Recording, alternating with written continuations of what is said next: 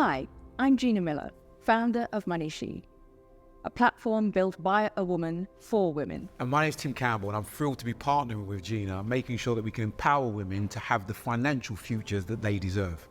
It's absolutely brilliant to have you on board, Tim.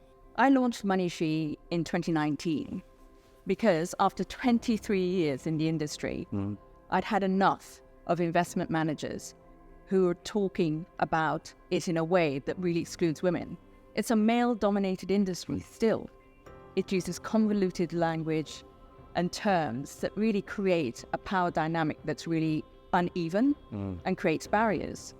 It's time to move beyond that. We need to go beyond the surface gestures of pink brochures and light lunches to make sure that there's real change. Investing is something we all can and should do, but the reality is that men dominate this space. Unfortunately, men have twice as much invested compared to women, and they have 3 times as much saved for retirement by the time it comes to their end of their careers. That's something we have to do more about changing. Over the last 20 years, I've had to learn how to invest, but it's been much harder than it should have been. I've had to navigate really tough decisions all by myself and also demystify the amount of jargon that surrounds investing. That's something that's really detrimental and stops many people, particularly women, from investing in the first place. I personally think this is why there's such a big gender investment gap. The reality is that people feel intimidated and not confident enough to go on an investment journey, but we need to find a way to break that, don't we? It's true. As a woman who knows this industry inside out, there's a lot of condescending language, a lot of belittling and chatter that means that women feel intimidated when they go into the industry or approach the industry. And many of our female clients come with us with stories that say when they're going through particular life changes, be it due to divorce or inheritance or being widowed, they feel as though they're being talked down to. They feel as though these men in particular don't have their interests at heart.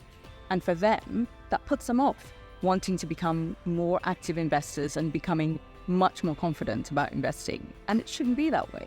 Our latest research shows that 43% of women aren't confident about making investment decisions, whilst 43%, the same number, also said that they lack the knowledge about investment options. Listen, we all know that life has many ups and downs, and my investments provide a cushion for a long-term and essential addition to my pension, because I have to think about my family and what I'm going to do after I stop work. But pensions is a whole nother ballgame, particularly when you're thinking about women, because the gender pension gap is huge. A woman's pension is on average only a third of that of her male equivalent. Which is absurd when you think that women outlive men on average by 7 to 10 years.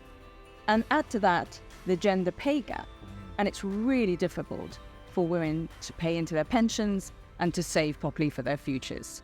When our findings have shown that 39% of women would invest more in pensions if they had more financial education, more information and more resources. And 54% of women said that they're not confident about being able to afford a comfortable retirement. I totally resonate with that because I was raised in a single parent household with a mother who worked incredibly hard, making sure that every penny counted. Investing wasn't something that we even got the option to consider. But thankfully my mum made wise decisions and she's now happily retired. But that's more of a lucky position rather than one that was planned for.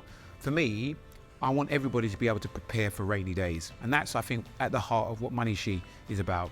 I want my wife, I want my daughter, and hopefully one day in the very, very far future, my granddaughters, to feel secure and financially free and not restricted by a male in their life or not having the option to do the things that they need to. I think the aim is to provide a solution for good financial health that supports women's choices, improves their knowledge of the investment market space, and also allows them to make the decisions based on their choices, not anybody else's. Money issues often lead to relationship breakdowns, and unfortunately, financial dependency can keep women in very unhealthy relationships. Something I know about from my own life experiences. Our research shows that about a third of women feel financially trapped in relationships. I totally agree, Gina. I recently spoke to a divorce lawyer who told me that far too many women leave it far too late to start what I would call an F-off fund, just in case they ever need to get away. But it's not only the negative stuff, it's also the positive things about being able to invest in their futures, a boiler blows up or the children want to go to university. It's sad that in this day and age, money is still a taboo subject in relationships. I find it shocking that only 17% of couples actually have serious conversations when it comes to money, and only a quarter of people in relationship think that financial independence is important. It's true. We need to break the silence around money, whether in a relationship or not. The taboo should not be something that we're scared about. It's something we should embrace. Gina and I are not just talking the talk. We're both invested in MoneyShe portfolios right alongside you, all the way. At the end of the day, it's about confidence. That's why we built MoneyShe, a jargon-free, transparent, accessible pathway for women to invest in their futures. We're here to make sure that the benefits of investing are no longer dominated by men.